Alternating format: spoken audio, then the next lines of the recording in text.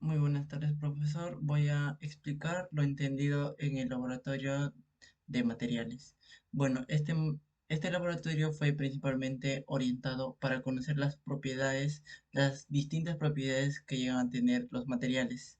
Ya, bueno, vimos cinco propiedades principalmente, la cual son la dureza, el magnetismo, la maleabilidad, la fatiga y la densidad.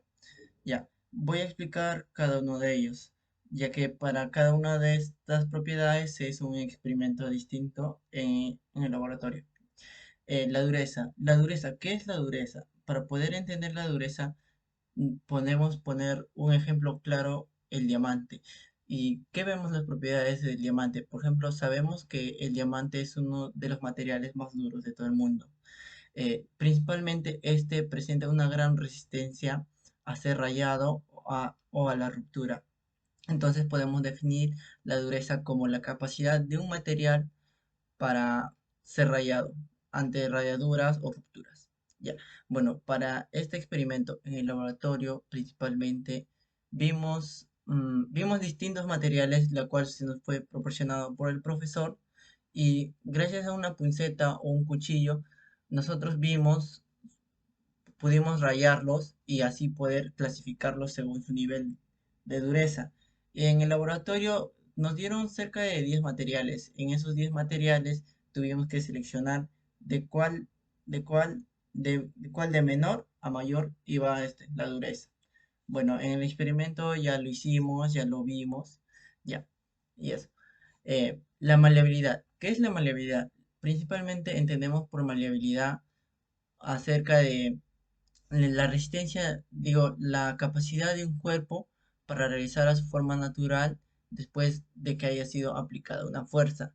Esto se debe principalmente en el ámbito laboral, se ve, ya que tra- hay, este, hay trabajos en los cuales un material es sobrecargado y tiene un exceso de movidas que incluso estos pueden llegar a ocasionar una ruptura, ¿cierto?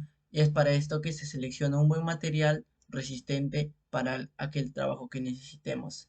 Para esto nos fue dada una banqueta en el cual se nos dieron cuatro varillas, y las cuatro varillas fueron colocadas en forma vertical y estas fueron dobladas en cierto ángulo y después fueron soltadas. Según la regresión del ángulo de cuánto regrese, ahí se le medía la maleabilidad con respecto a otros materiales. Y bueno, eso fue todo por maleabilidad. El magnetismo. El magnetismo es la capacidad de un cuerpo que tiende a ser atraído por un material polarizado.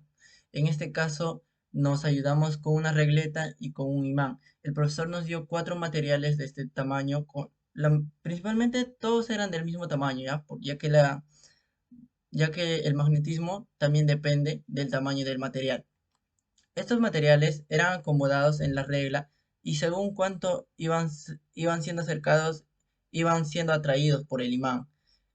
La distancia en la cual eran atraídos por el imán era aquello que definía qué tan magnetizado podía ser este elemento. Como vimos, habían materiales que no eran atraídos por el imán y otros que a medida que se le iba acercando, mientras más pequeña era la distancia entre el imán, más era el magnetismo. Ya. La densidad. Para la densidad, como nosotros entendemos, la densidad es la propiedad de un cuerpo que se tiene, este, que un cuerpo tiene, simplemente saber cuánto de espacio ocupa en un lugar determinado o en cierto lugar. ¿Ya? Ya. Para esto, la densidad, como nosotros sabemos, es la masa sobre el volumen.